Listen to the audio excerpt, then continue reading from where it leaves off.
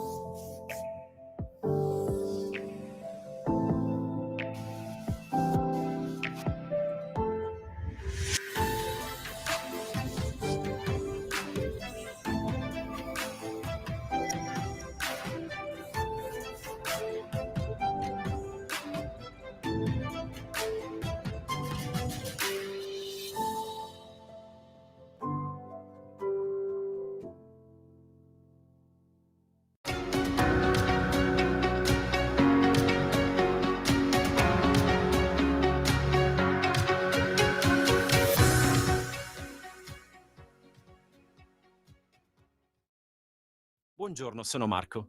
Vi informiamo che potete seguire l'appuntamento in diverse lingue grazie a un servizio di supporto alla comprensione simultanea realizzato con intelligenza artificiale, accessibile direttamente dal vostro cellulare. Vi chiedo qualche secondo per spiegarvi come funziona. Per prima cosa, prendete il vostro telefonino e inquadrate il codice QR che vedete nel video. In questo modo potrete scaricare sul vostro cellulare l'app di Interprefy con cui viene gestita la traduzione. Vi lascio ancora un secondo per inquadrare il codice QR.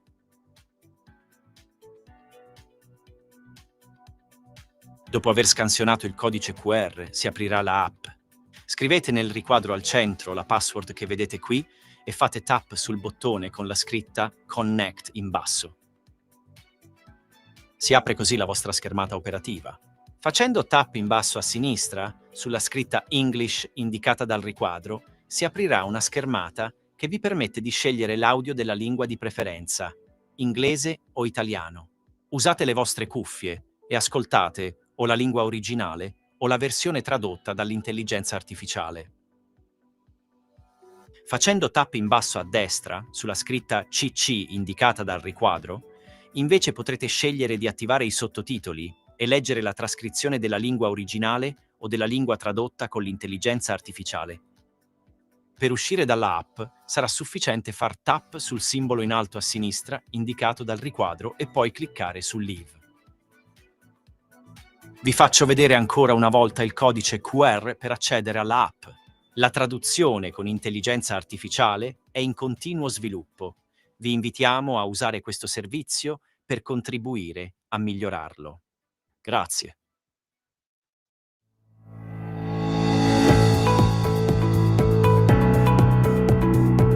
Hi, I'm Sophia, and once again I have the pleasure of guiding you through this year's festival. The theme of the 14th edition is Life Within, Conversations Across Sciences and Technologies. 3 days to explore how science and technology are reshaping life itself, how STEM disciplines engage with the humanities, and the new questions these encounters raise about our future. Precision medicine, artificial intelligence, environmental sustainability, robotics, biotechnology, and quantum technologies are just some of the fields we will be diving into. This is the thread running through Trieste Next, a program featuring more than 100 events in English and Italian, with over 300 distinguished speakers from around the world. The festival also includes the Science Book of the Year Award, over 70 activities for schools, and 40 open spaces and labs in Piazza Unita. Before welcoming the guests of the upcoming event, on behalf of the promoters and co-promoters of the initiative, I would like to thank all the scientific institutions of Trieste City of Knowledge and the institutions that have collaborated with us. The main partner of the festival, the partners, and the content partners of the event for their essential contribution. Thanks also to the media partners and technical partners. Finally, a special thanks to the 200 volunteers of this edition. Please also remember to check the updated program at www.triestenext.it or simply scan the QR code you see here. Enjoy the festival! Buonasera a tutte e tutti, benvenuti a Trieste Next 2025. Io sono Antonio Macconi, sono il direttore del festival e a nome del Comune di Trieste, dell'Università di Trieste, del Piccolo, Gruppo Nord-Est Multimedia, Area Science Park, SISSA e OGS vi diamo appunto il benvenuto a questa edizione, un'edizione che abbiamo intitolato La vita dentro, dialoghi tra scienze e tecnologie. Devo dire la verità che è abbastanza emozionante, siamo alla 14ª edizione di questo festival, siamo ormai abituati a vedere una grandissima partecipazione di pubblico, però essere qui su questo teatro, che ovviamente ringrazio per l'ospitalità, un venerdì sera e vedere un sold out praticamente è veramente emozionante, quindi innanzitutto un applauso a tutti voi, grazie.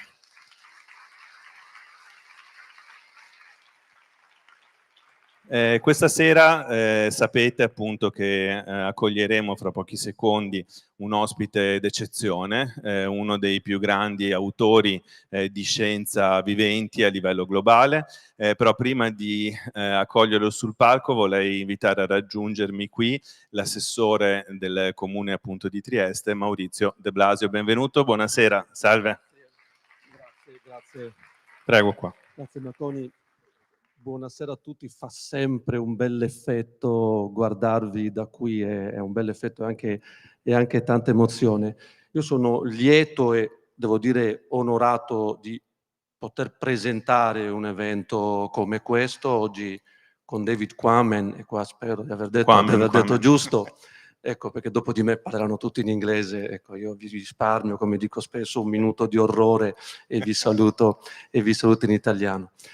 Con David Quammen noi avremo la possibilità di scoprire molte cose di ciò che è accaduto, di ciò che potrebbe accadere. Si parlerà poi di evoluzione, di cambiamento, quindi di progresso, in modo tale che tutti si possano fare un'idea su basi scientifiche di ciò che è la nostra realtà. E del resto questo è lo spirito di Trieste Next, fare divulgazione a beneficio di tutti. Io sono certo che da questa serata ognuno di noi uscirà arricchito, quindi buon ascolto, buona serata e buon Trieste Next a tutti. Grazie. Grazie all'assessore Maurizio De Blasio.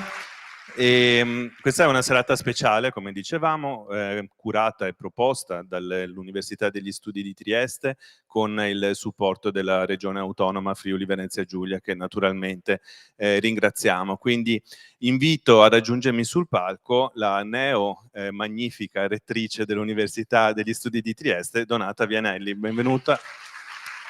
You have decided to welcome us in English since as we promised, the event will be in English, and we're also welcoming more or less 200 students coming from all over Europe. So here's the stage for you. Thank you. Thank you. It's really an emotion to be here. It's my first time on this side of the theater, so you can imagine. Welcome to everybody. Today, on behalf of the university, of the entire community of the University of Trieste, I'm honored to introduce this event that is representing the power of science, the power of knowledge in our town, in our university, in our research system. It's incredible to see all this theater filled with students, a lot of students. We have this year 200 students, volunteers of the University of Trieste participating, supporting this event, but we have researchers, we have professors from all over the world, we have representatives of institutions and companies. And also we have citizens, and this is important because we can really see how knowledge represents a treasure that has to be shared with the community, not only the research community. Knowledge, research, science cannot be confined inside, our academic walls, but it has to be shared with the society. So for our university, the communication of science that is, this event is representing an example is not a marginal task. It's part of our mission, it's part of our vision, and it's something that we have developed during the years. And it has to grow more and more, because only with the communication of science we can have the involvement of all the community. And the Trieste Next is an incredible stage for dialogues, for discussions. We can really inspire curiosity. It's really a source of inspiration. I think these 3 days for everybody, from adults to kids, and for all the researchers. And it's a privilege to introduce today Professor David Quammen, a distinguished professor that is really representing how science can really show that research can predict the future and can create innovation that is so important for our society. So just to conclude, I think that today this event is important for two reasons. One is that we have a professor, a distinguished professor, and we can learn from him. But also I think that we can really celebrate the power of knowledge that was able to bring us here all together. So enjoy this evening, and once again welcome in this beautiful theater and in this beautiful Trieste, beautiful town. Okay, thank you. Thanks to Professor Donata Vianelli, the Dean of the University of Trieste. There couldn't have been better words to introduce tonight, so now my turn is to leave the floor to Valeria Pace, journalist from Il Piccolo, Trieste, and please welcome David Quammen. Enjoy.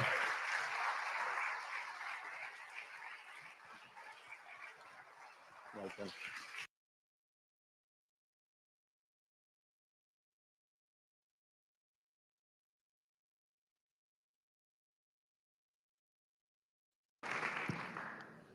Hello and welcome to tonight's event. I'm sure David Quammen needs no introduction, and if you're here, it's because you know exactly who he is, but you know, he's the author that became really, really famous in Italy during the pandemic with his Spillover, which explained to us what was happening in a way. But he's the author of many other books, and tonight we are presenting his The Reluctant Mr. Darwin, an intimate portrait of Charles Darwin and the making of his theory of evolution. Now I'm gonna leave the floor to you for some remarks. Now, yes.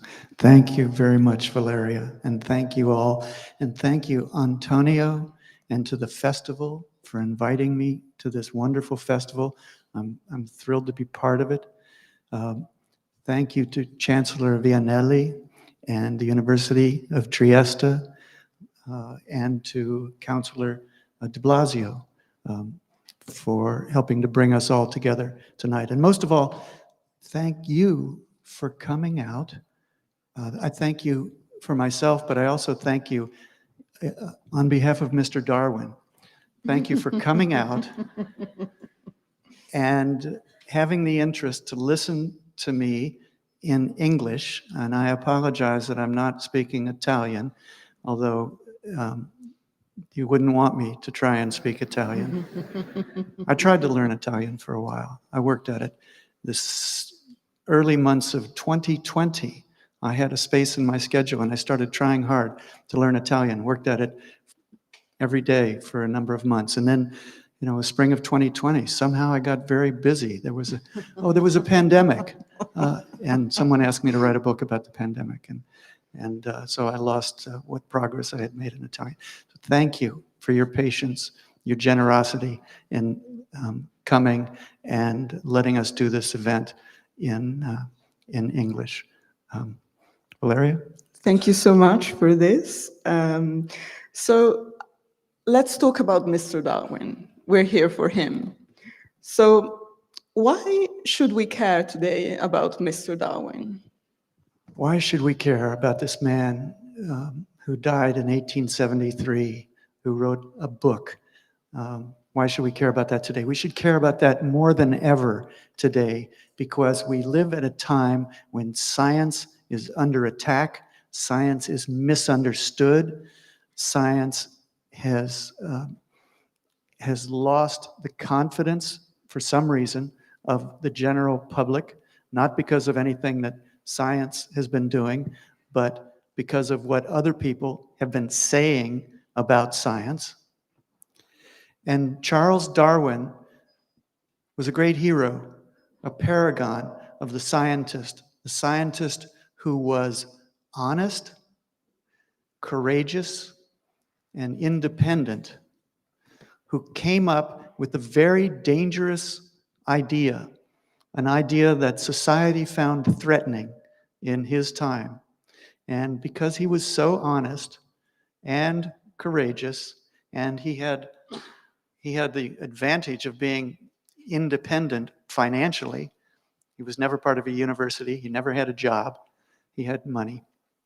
Because of those things, he persevered and produced a great book on this dangerous idea that changed the way people think about the natural world, about living creatures, more drastically than any other single work or single idea ever has done. He's a hero for our time. So he's a hero, as you say, and you know, as you mentioned, his book changed the world. But by reading your book, another picture of Mr. Darwin comes out as well. And it's a very sympathetic one that we can really relate to. I mean, you say he's courageous, but at the same time, he is very worried about, he's reluctant, as the title says. He's very worried about his discoveries. And, you know, so what lessons can we learn from Darwin the man rather than Darwin the scientist? Should it be of any comfort to us to know that his father thought he would be a good for nothing? Yes, Darwin, I said that Darwin was courageous, and it's important to know that it wasn't easy for him to be courageous. He struggled to be courageous. He spent 21 years developing his great idea of evolution by natural selection. 21 years passed between the time when, as a young man, he first got the idea and when, as a middle-aged man, he published On the Origin of Species. From 1838 to 1859, 21 years. And that's why my book is titled The Reluctant Mr. Darwin. It's because he was reluctant to rush. He was reluctant to hurry. He was reluctant to publish this idea as soon as he had it. Why? Well, it takes me much of 200 pages to untangle why. There are a number of different reasons why he was reluctant, why he delayed for 21 years. He was concerned about the reaction from society, from the religious establishment and the scientific establishment of his time, and those were really joined. There was really one establishment. It was religio-scientific.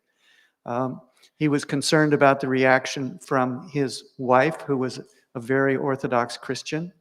He was concerned that there was political upheaval in England at the time that he was doing this, and there was a lot of resistance to what were considered radical French ideas in the aftermath of the French Revolution. And the idea of the transmutation of species, progressive development of species, whether or not there was a theory to explain how it happened, that was considered a radical French idea because of French scientists such as Jean-Baptiste Lamarck. There were other reasons that caused Darwin to delay. He was an invalid. He was sick much of his life. Charles Darwin probably vomited more than any other great scientist in history. And it's a mystery still what his illness was, but it was an illness that caused him to lose months and years of work. For all of those reasons, it took him 21 years finally to produce this book. And when he produced it finally in a hurry because another man was on the verge of publishing a very similar idea.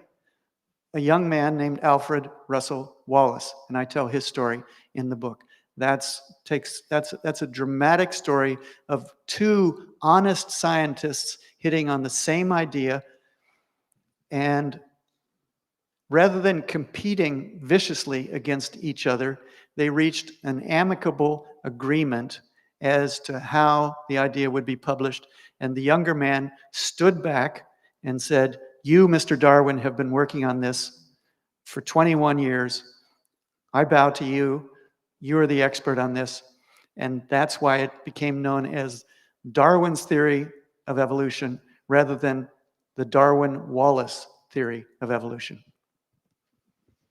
So let's talk a little bit about his wife. You mentioned her. What's Darwin's relationship with love? I think it's quite interesting. Darwin's relationship with love. Valeria, that's a question that I have not yet been asked. Good for you. Darwin, I describe this in the book. Darwin was not a very romantic man. He was a very good husband once he was married and a very good father. But he was not a romantic man. So right at the time when he was working on his idea in its earliest form, he was just back from 5 years aboard Her Majesty's ship, the Beagle, that sailed around the world. for 5 years doing surveys for the Navy. And Darwin was eventually the naturalist on that ship, and he saw nature in vast variety and shapes and patterns during that trip, including most famously in the Galapagos Islands. And then he came back from that trip. And then he sat down in England at the age of about 27, young man, with an idea that species changed, species evolved, but he didn't know how.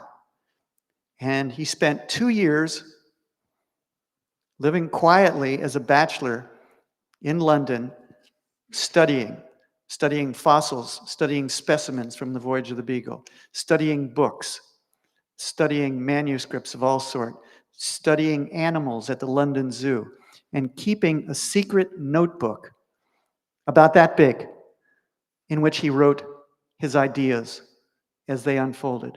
And eventually, in that notebook, he wrote down the kernel of the idea of evolution by natural selection. And it was almost like he was in a nervous fever. And right about the time that he did that, he also said to himself in the notebook, well, I should probably get married. But he didn't say to whom. It was just sort of an abstract thought. And again, I write in the book, and I hadn't thought about this before we came on, but Darwin made a list. He was a very systematic fellow. In modern terms, we would probably call him a nerd. Darwin was a nerd. A wonderful, profound nerd. He made a list of the pros and cons of getting married. In favor, against. Against, well, I couldn't travel. I might not have enough money to buy books that I want.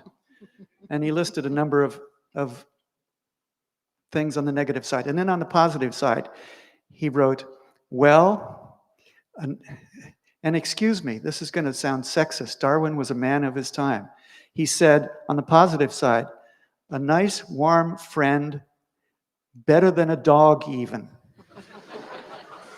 This is why I asked the question, because it's so funny. And so he decided to get married. And then he had to say, well, let's see, who should I marry? Well, let's see, there's my cousin Emma. He didn't know a lot of young women.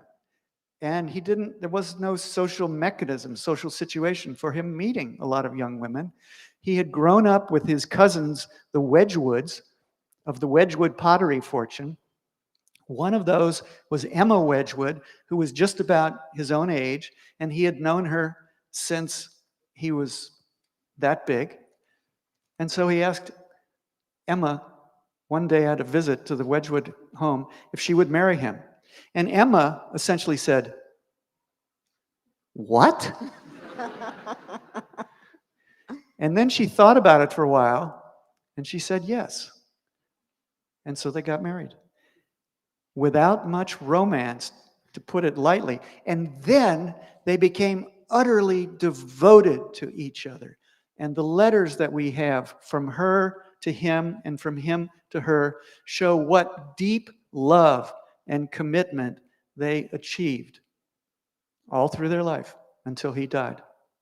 So that was Darwin's experience of love. Thank you. You mentioned his diary, and his diaries, his notebooks, and you mentioned the letters. So I'd like to do a little detour from Darwin the man and get to David the writer. What was your process in writing the book? I mean, there are so many personal and intimate details.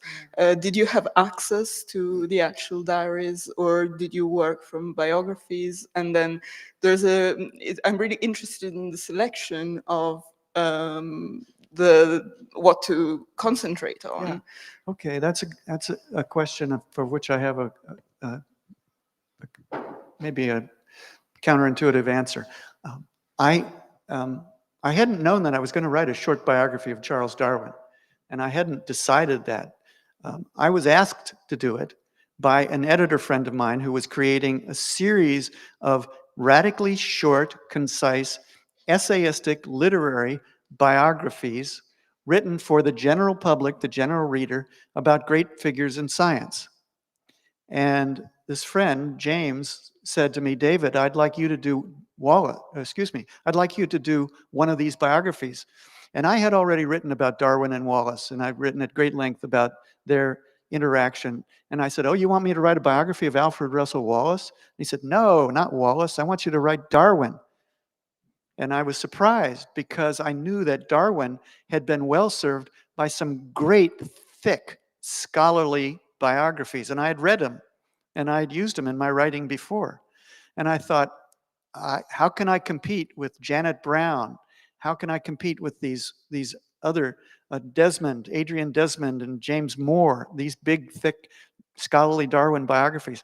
And my friend Jim, the editor, said, no, those are not your competition. Those are your resources. Write an essay about Darwin, a book-length essay. And I said, okay, so I like that. And then I made some decisions on my own. I decided I wanted to write this book about Darwin as an intimate portrait. I wanted to be close to him. I wanted to be sitting in his office at his elbow and watching him carefully, not simply viewing him as an august, distant figure who created a great book and a great theory. And fortunately, those notebooks, he didn't write just one, he wrote a series of them. He wrote about 5 of them, kept these little notebooks during that 2 years after the Voyage of the Beagle when he was developing his theory. And they are called his transmutation notebooks. He didn't talk about evolution. He talked about transmutation, the changing of shapes. So there's these transmutation notebooks, B, C, D, and E. Those 4 were devoted to transmutation. And he was just writing to himself. They were his most secret jottings, his brainstorming. But they survived, fortunately, by great good fortune. And they have been edited and published. So I have in my office a big, thick book about that big and about this thick. That is the edited transmutation notebooks of Darwin. And I sat with that and read that. Read him thinking his way through the evidence. And I also bought a 10-volume Cambridge University collected edited letters of Charles Darwin. Cost me more than any book purchase I'd ever made before. So I had those all in my little office, my own little office in Montana. So I had Darwin's letters, which I read with great care, and Darwin's notebooks, which I read with great care. And then I wasn't reading all sorts of experts and other biographers to see what scholarly thinking was on Darwin. I was trying to stay close to what he had written privately and construct a private portrait of this man who, at the age of 21, 22, didn't know what he was going to do with his life. And he was invited to go on a voyage around the world. And his father said, that's a stupid idea. His father, as Valeria said, his father said to him at one point, when he was still at Cambridge University, his father said to him, Charles Darwin was collecting beetles, and he was keeping pets and going to the races with buddies. And his father said to him, you care about nothing but beetles, rat catching, and the races, and you will be a disgrace to yourself and your whole family. Robert Darwin said that to his son Charles. He changed his mind later on about whether Charles was a disgrace. So that's what I did. I tried to get close to Darwin through his notebooks and through his letters, and show how he went from being a confused young man of 21, 22, who didn't know what he was going to do with his life, and whose father disapproved of his lack of focus. Can anybody here at all relate to that? Does anybody recognize that sort of a feeling? To being the famous Charles Darwin. And that's the story that I tried to tell. So, speaking of Darwin again, or rather, speaking about the book again, how did you select the episodes that you talk about in the book? I mean, you don't tell the story of the Beagle voyage, which is probably the best known. And that's why I don't tell it, yeah. Okay. Yes, because this was a book that had to be concise, had to be short, had to be about 200 pages long, I knew that I couldn't tell the story of every day of his life, not even every month of his life. And if I tried to just tell it as a continuous reel, a continuous movie, then I wouldn't have the space to emphasize the things that I thought were important. So rather than trying to say everything and not emphasize the important things, I decided just to write about the important things, to write about the most important and revealing segments of time in his life, and the ones that were least known by people who know anything at all about Darwin. Now, most people who know anything about Darwin know that he went on a voyage around the world for a number of years on a boat called the Beagle, and that he went to the Galapagos Islands and he saw giant tortoises and finches and other birds, and he got the idea of evolution. So I didn't write about that. I started the book right after he landed back in England after that. And then I wrote about those 2 years when he was writing in his little notebooks secretly back in England. Those 2 years, those were the 2 years when he was not having geographical adventures, not having physical adventures, but he was having these extraordinarily important intellectual adventures. So I wrote about those 2 years. And then I wrote about another section of time. He spent 8 years studying the taxonomy of barnacles. Why? People are still wondering why. It was on the way to publishing his theory, and he felt like he had to understand all of the tiny incremental changes that characterized one group of organisms, one group of animals, before he could write about the origin of species, because until he did that, he couldn't even define what a species was. So 8 years on barnacles. I wrote about that, one chapter on that. I wrote one chapter on the episode when Alfred Russel Wallace comes out of the blue with a theory identical to Darwin's, and Darwin hasn't yet published. So there's a scramble for an arrangement that will share credit, but will protect Darwin's primary credit for the discovery. And several other sections. And I did it in order to focus more deeply on the stretches of time that were most important, and still get it into a book that was concise, 200 pages. I love the part about barnacles, I have to say, especially when one of his children says, well, there's this anecdote that he would have said to Darwin, to a friend, where does your father keep his barnacles? Because his father was so obsessed with them. That's right. Darwin had 10 kids that he loved very much. 3 of them died in childhood, and the other 7 lived to adulthood. And they were allowed to come into his office when he was working. And sometimes they would come in and play with toys on the floor while he worked. And sometimes he would get down on the floor and play with them. He was a very accessible father. And for 8 years, he was working on barnacles, looking through microscopes at barnacle anatomy, and dissecting barnacles at his desk in his study. And sometimes the children would be there. So the story is told that one of his sons, I think it was, I can't remember if it was William or one of the others, George, was visiting a friend at the friend's house. And George says to his friend at the house, well, where does your father do his barnacles? I love that. So,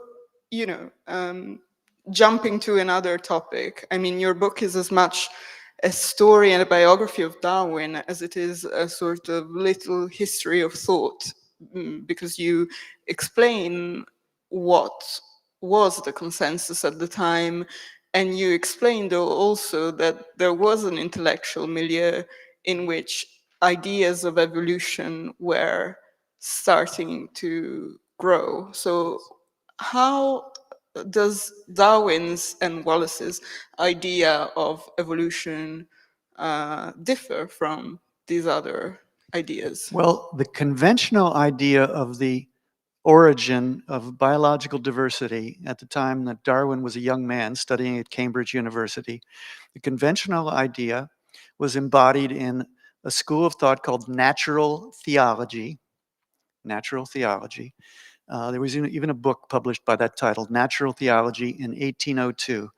And the idea was that the world of nature, with all of its variousness, all these beautiful different kinds of birds and butterflies and mammals, with their amazing adaptations to different ways of life, were all created individually by God and put down in the places where we find them on planet Earth. Acts of special creation. That was natural theology. And in fact, clergymen urged the study of the natural world because it would reveal the wisdom of God. There was another book titled The Wisdom of God Made Manifest in the Works of Creation. And the idea was the more you studied butterflies, the more you studied the different kinds of fish, the more you would appreciate the power of God, the omnipotence of God to create all of these different things. God was so brilliant that he had the idea of creating a penguin. He had the idea of creating a flamingo. He had the idea of creating an ostrich. Glory to God. He had all these great ideas. That was natural theology. And part of that was that these different kinds of creatures had been created as species, and there was no changing from one to another. And philosophers of science who preceded Darwin just by a generation had written books and made statements about this, including one statement from the philosopher of science, William Whewell, who said, the fixity of species is an absolute truth, and there is no transmission or change from one to another.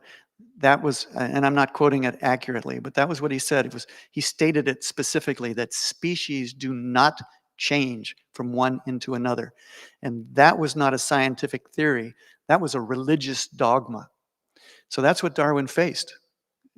That's what he came up against. That's why his idea was, well, that's part of why his idea was so threatening. And the other part of why his idea was so threatening is because then people say, well, what about man? What about humans? What about men and women? Where do they come from? Yes. Another question I wanted to ask you is, at the time, scientific book really sold a lot of copies, didn't they? Like, they were very popular. Some were, yes. And I'm thinking especially of a pseudoscientific book that sold really a lot of copies. Yes. I'm wondering, how does that, do you think, what have we lost nowadays? I mean, your book became a bestseller, but it took a pandemic probably for it to hit the charts, at least here in Italy. Yeah. What do you think changed? Well, we still have science books that are big bestsellers. But you hear about books, and the one Valeria is referring to is a book that was published in 1844 titled Vestiges of the Natural History of Creation. And it was published anonymously. It was written by a Scottish publisher named Robert Chambers, and it was a pastiche of all sorts of ideas, scientific, pseudoscientific facts, and rumors, and myths, all put together into this book in a very entertaining way to say that there is progression in the universe and that there has been progressive change and things have gotten more complicated and more diverse, including living creatures. So it was a very, very foggy stab at the idea of evolution. Became a big bestseller. Queen Victoria read it. Abraham Lincoln read it. Lots and lots of people, middle-class literate people in England read it.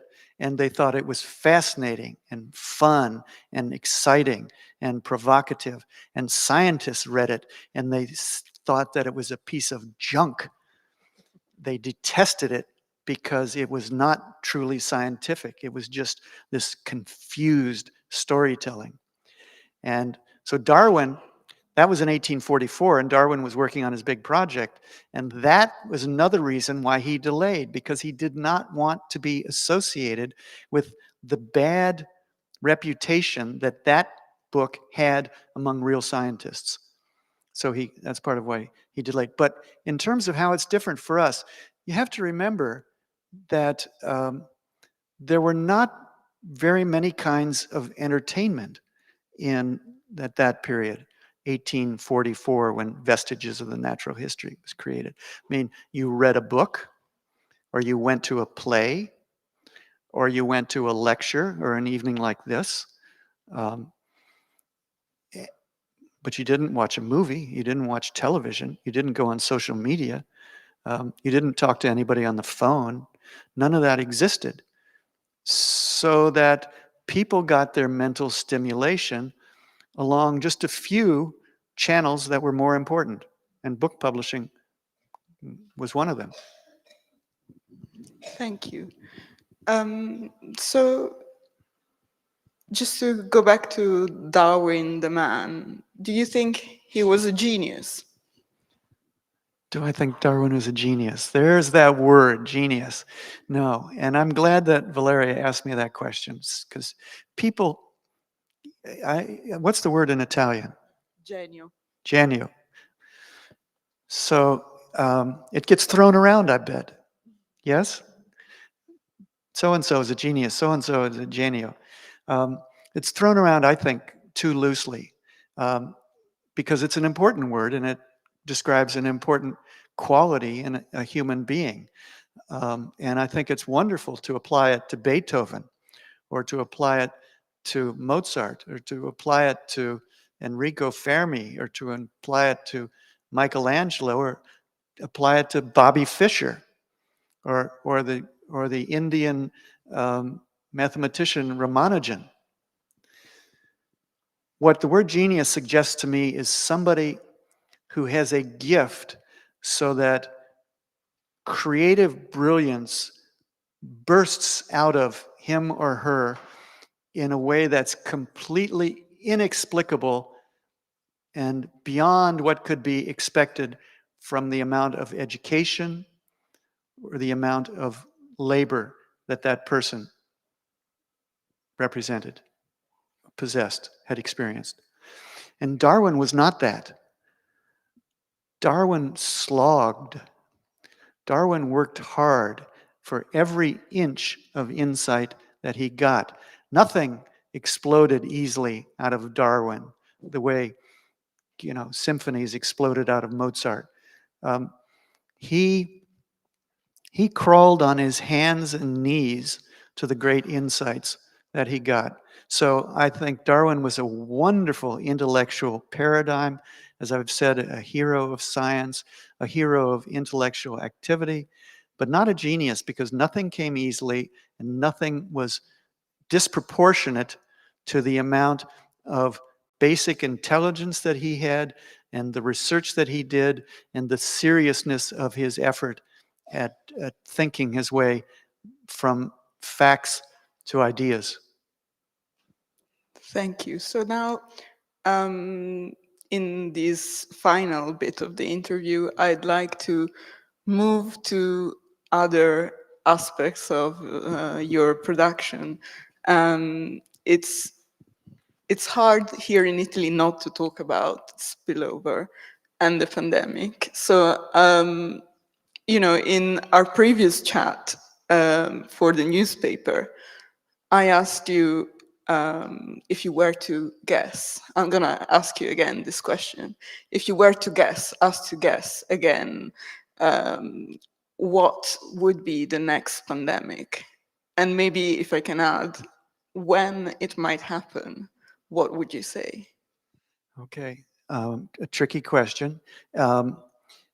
Pandemics involve a lot of chance factors, and they're hard to predict. And people say, oh, did you predict the COVID pandemic? What I did was channel predictions from scientists that I had interviewed, that I'd talked with very seriously, and I'd listen carefully to what they were saying. I asked them, is there a pandemic coming? This was back in 2010, 2009, when I was researching that book. Is there a pandemic coming? And if so, what does it look like?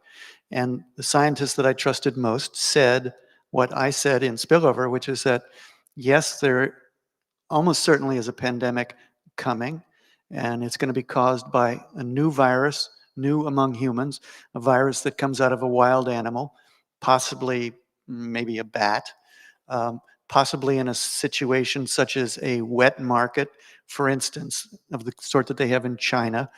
What kind of a virus? Well, one that belongs to a limited number of virus families that evolve very quickly because of the kind of genome that they have, a single-strand RNA genome, never mind what that is.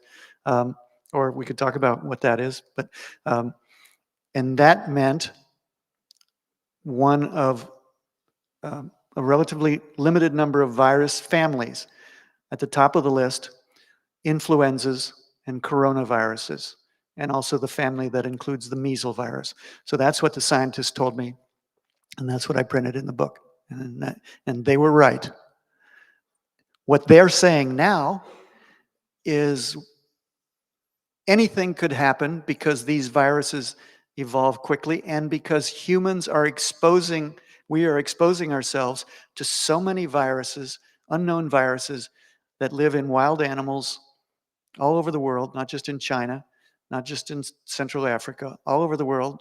These animals carry viruses, and humans are coming in contact with wild animals, hunting them, capturing them, shipping them around for food, butchering them for food, capturing them and selling them for pets, raising domestic animals in industrial scale operations, cows, pigs, chickens, in ways that those animals can become exposed to viruses from wild animals and pass them among themselves. All of those things are happening. All of those things represent circumstances that make it possible, if not likely, that another pandemic could start next week. If it did start next week and you had to bet on it, then according to the scientists that I trust, which does not include Robert Kennedy Jr.,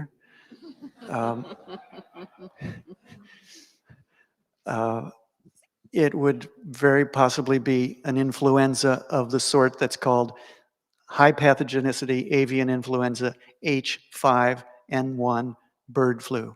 If you had to bet, that would be the first possibility to bet on, but it could be something else. As I said to Valeria when we talked earlier, it's like roulette. You know, a roulette wheel has how many numbers on it? 32 or 34, I think, depending on whether it's European or American. And if you spin that roulette wheel and you drop in the little white ball and you bet on black 13, you'll probably lose. This is just one out of 34 numbers. And if you bet again, you'll probably lose again. But if you spin the wheel 1,000,000 times and you bet 1,000,000 times, eventually the ball will land on black 13 and you'll win. With avian influenza, the roulette wheel is spinning trillions of times every day.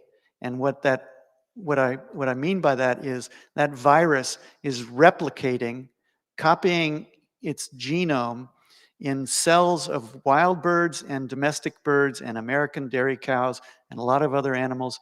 Every day, it's making copies of itself. And each time it makes copies, it makes some little mistakes. And if it accumulates just the right selection of those mistakes, we call them mutations. If it accumulates maybe just 5 mutations in one lineage of virus, the wrong 5 mutations, then that virus changes from being a bird flu to a human pandemic virus. 5 mutations in one lineage of the virus. It's very unlikely to happen if you spin the wheel once. But if you spin the wheel 1 trillion times, it's gonna happen. So the message is we should be aware and careful. We should be aware, we should be prepared. Our leaders and our public health officials should be right now bracing to protect us from an avian influenza pandemic, and they're not. Except that we now have vaccine technology, mRNA vaccine technology, and some other vaccine technologies that represent the greatest benefit, consolation of the COVID pandemic. That's what we learned. That's the one good thing we learned from the COVID pandemic, how to make vaccines fast. Otherwise, we're less prepared for the next pandemic than we were for COVID in January of 2020. So that's not a brilliant, comforting thought, but a thought we need to have at the forefront. But the comfort is in we have the scientific expertise to create these vaccines. We have the scientific expertise to survey the world, to have detection networks around the world, surveillance and discovery, spotting spillovers before they turn into pandemics. We have the skills, the scientists, the means and the ideas to do that. We just don't have the political leaders who will let us do that. So that's another question that it's impossible not to ask, and it's about current affairs and, what is happening in the States right now? Yeah, what is that? Well, I was hoping you all could explain that to me.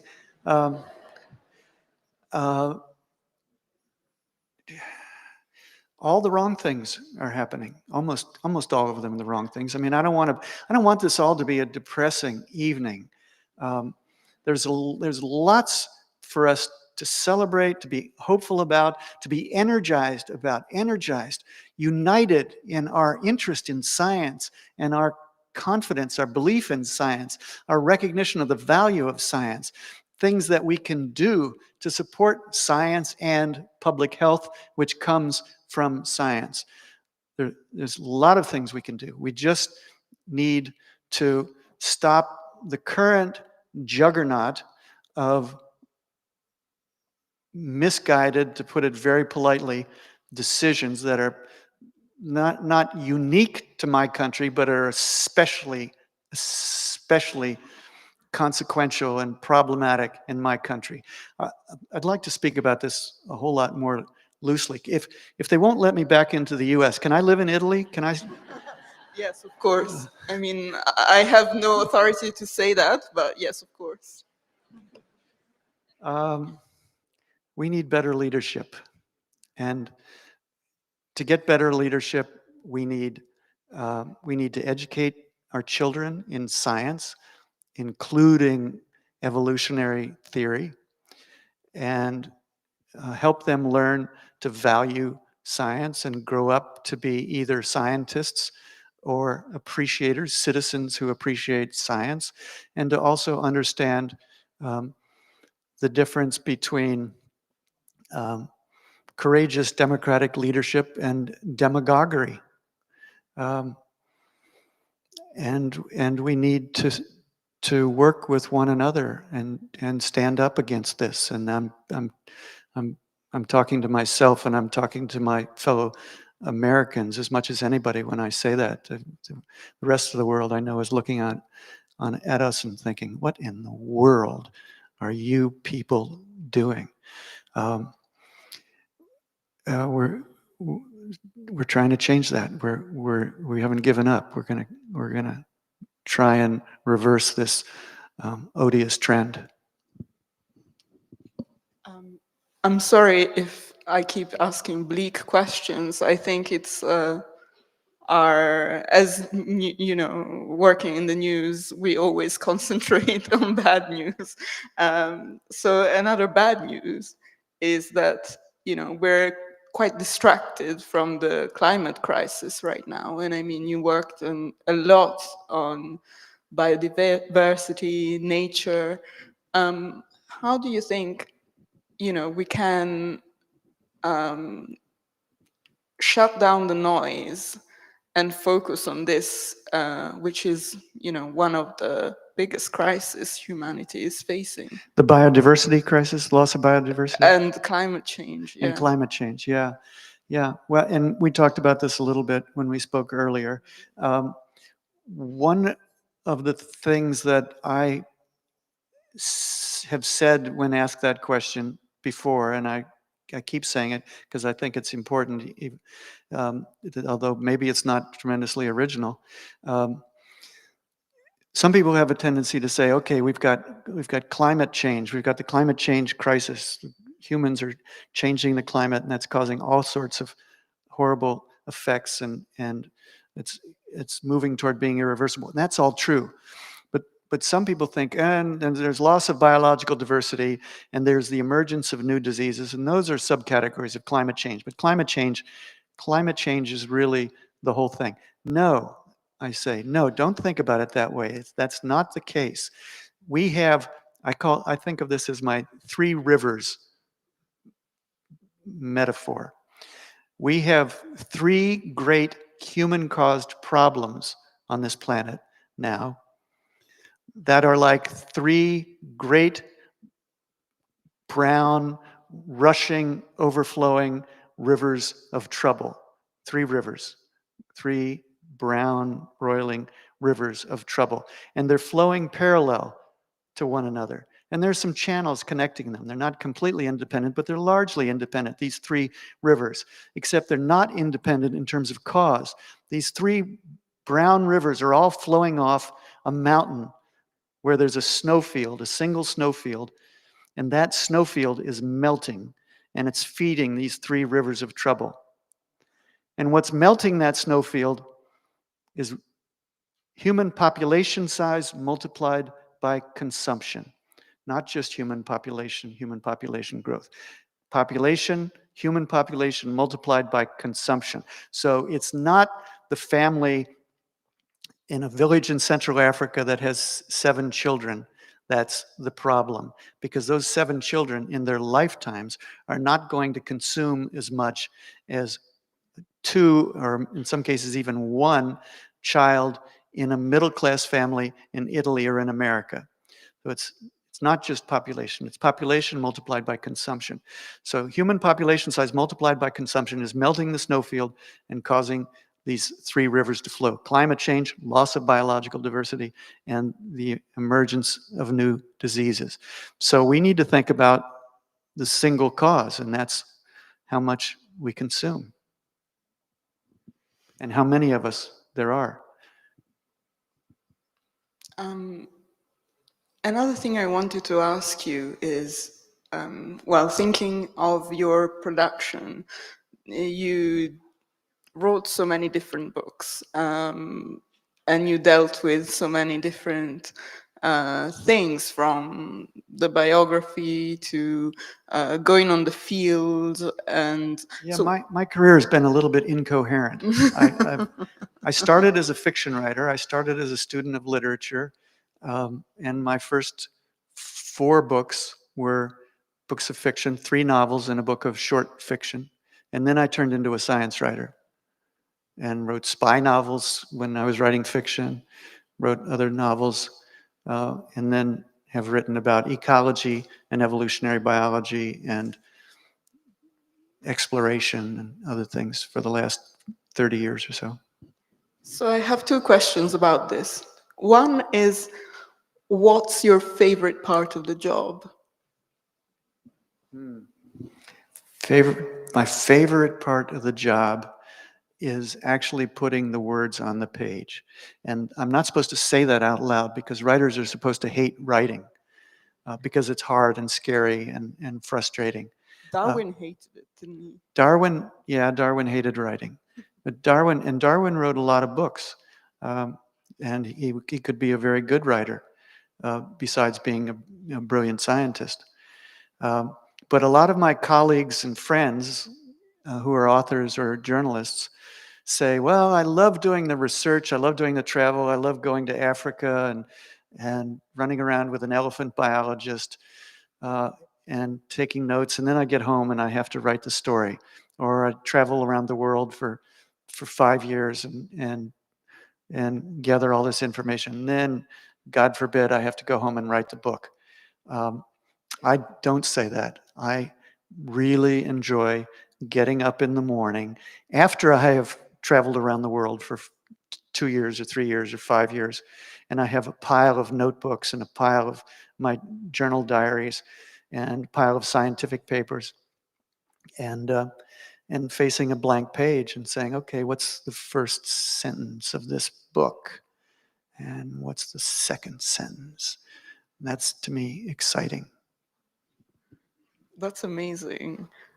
I kind of hate writing, so. So you can relate to that. I can relate to that. So another question that stems from this and from your, little biography of what you wrote and how you came to scientific writing. How useful do you think it is that your background is in literature? I think it's fairly useful.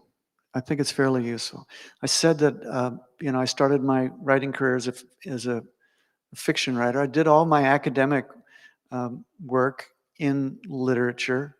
The last time I was in Trieste, of course, I went to the Joyce Museum because I was a student of literature for years. And I never knew I was going to become a science writer. But I was always interested in the natural world. Since I was a boy, I was interested in two things. I was interested in writing, and I was interested in nature. And it just took me 25 or 30 years to figure out how to put those together. Do you think the humanities and the sciences have taken two separate different paths and they're too far apart at the moment? Would it be more useful for scientists to know how to create a narrative? Well, scientists sometimes ask me that because they, and there are probably scientists here, I'm sure, in the audience. Scientists I know experience some pressure to tell their story to the public because the public generally, in some form or another, pays for science. So scientists at universities, like University of Trieste and elsewhere, are sometimes told, you do your science, but you have to help the public understand your science. You have to communicate somehow to the public what it is you're doing and the value of what you're doing. There is that pressure. I sympathize with scientists about that because they work hard, their days are very full, their job is very difficult, and they haven't studied James Joyce and William Faulkner and spent years trying to figure out how to be a storyteller. So it's befuddling to them. And sometimes they ask me, how can we tell the story of science better? And I generally say just a couple of very simple things. One, when you tell stories about science, you tell stories about people, scientists. Science is a human activity. Women and men who are human beings with feelings and families are the ones who do science. So tell those stories, because that's all part of it. Darwin was very much a human being as well as a scientist. But that's true of all scientists, not just great scientists. So tell human stories. And the other thing I say to scientists when they ask me that is, well, let me tell your story. Or let my colleague, Elizabeth Colbert, or Ed Young, or Carl Zimmer, or Telmo Piovani tell your story. Make yourself available to the people who have spent their lives figuring out how to be writers, how to be communicators, how to be storytellers. Be accessible to them. Trust them. Invest a little bit of time in their education. When a journalist calls you up, give that journalist a little bit of your time. But don't waste time on the ones that are careless. And scientists can figure that out pretty quickly. So pick and choose and invest your time and your effort to educate writers, science communicators who are careful, who check their facts, who double check their facts, who triple check their facts, who quote you accurately, who portray your life as well as your work in an accurate, fair way. That's not to say they have to flatter you.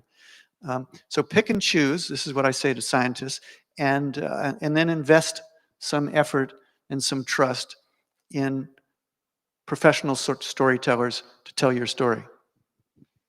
So, going back to Darwin, in a bit of a jump, how important was for Darwin to be a narrator himself? Because he wrote this account of the Beagle voyage, which was quite successful.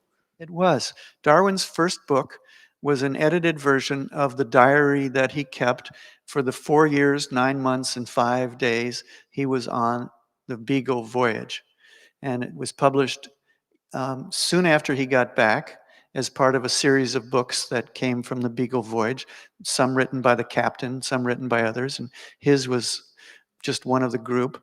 But his was the one that was a rip-roaring good story of a young man out in the world riding donkeys up into the Andes to look for wildflowers and snoogling around on the Galapagos Islands, staring at the birds and at the giant tortoises and excavating the fossils of extinct mammals from the coast of Argentina.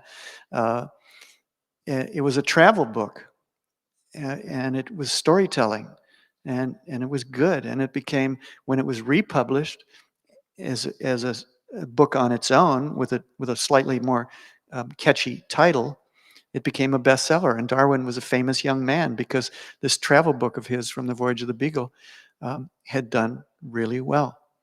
So he could write. He wasn't always a good writer, but he could be a good writer at his best. And, you explain what made some of his writing tedious and, what made instead The Origin of Species so successful. And would you like to explain it? Yeah, one of the things that made, he was working for years on a big, thick manuscript that he was just going to call Natural Selection about his theory. And he had been gathering facts for 20 years, and he was going to put them all in. Lots of argument, lots of explanation, lots of examples, lots of footnotes. And I've read, and he got like 2/3 of the way through that book.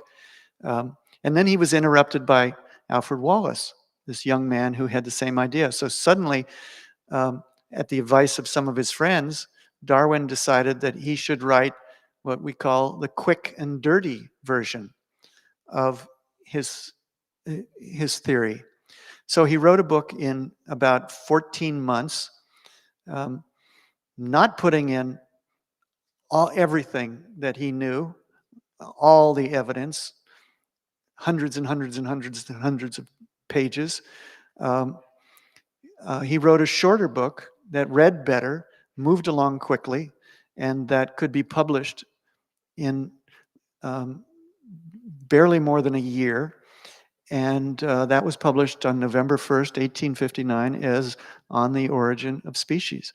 And that became, in a modest way, that became a bestseller. They didn't print so many copies of that book, but that book sold out immediately, and people were reading it all over England, and then pretty soon they were reading it all over Europe and all over America.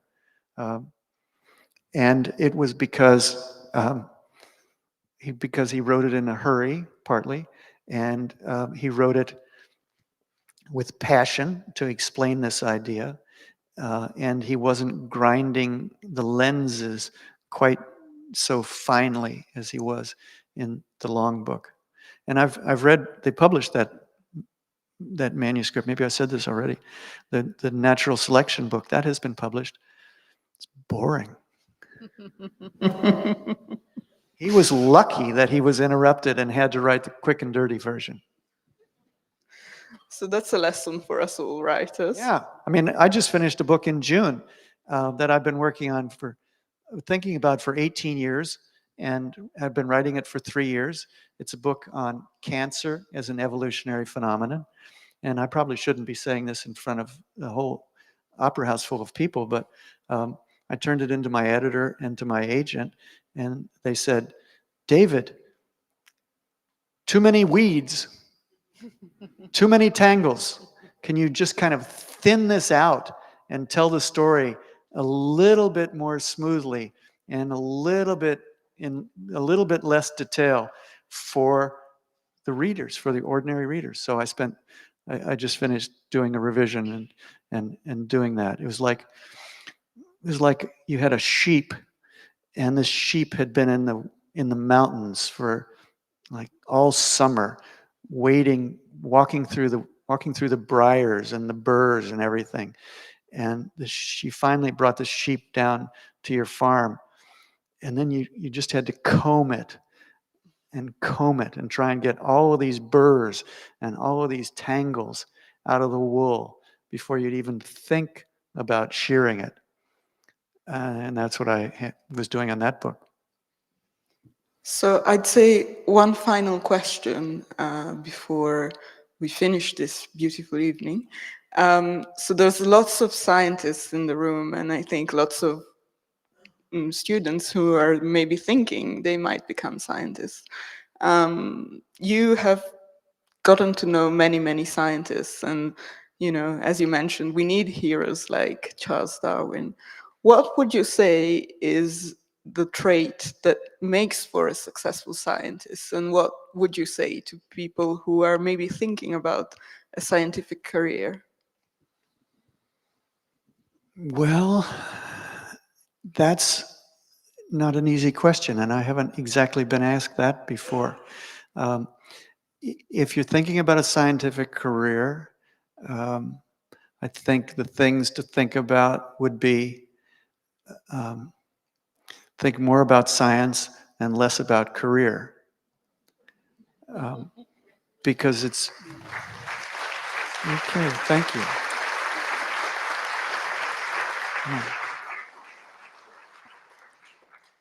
I know, not firsthand, but I know from observation that it's very, very difficult to become a scientist who is a senior figure at a university with a large lab, with grant money supporting a number of graduate students and postdocs and techs. This is if you're in the sciences, and functioning on grants. That's an extraordinarily difficult achievement and to arrive at, in order for your lab then, with your guidance, with your leadership, to be producing important discoveries that maybe, if you're both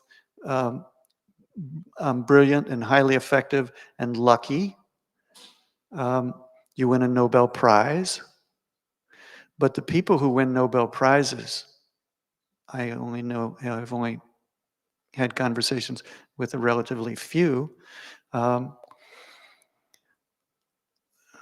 They didn't do it in order to win a Nobel Prize. They did it because they deeply, deeply love science, and they worked through all the preliminary and intermediate struggles to create a career and a laboratory and an expertise that would produce one or more extraordinarily important discoveries. And among those extraordinarily important discoveries, occasionally some are recognized with a Nobel Prize. But, you know, it makes being a writer seem really easy. That sort of thing. And it's not easy to be a writer. But I have respect that approaches the level of awe at the scientists who've done that. So if you're a young person and you're really interested in science, then concentrate on interested in science and pursue it with your heart and your brain. And if things go well, it might be that you have a very productive career, maybe. Thank you. Thank you very much for a wonderful, wonderful evening. Very welcome. Thank you. Thank you. Thank you to you all for coming, and hopefully see you tomorrow at Trieste Next. That's one of the very many appointments we have. Thank you. Valeria Pace, David Quammen, please stay with us. Thank you for this evening.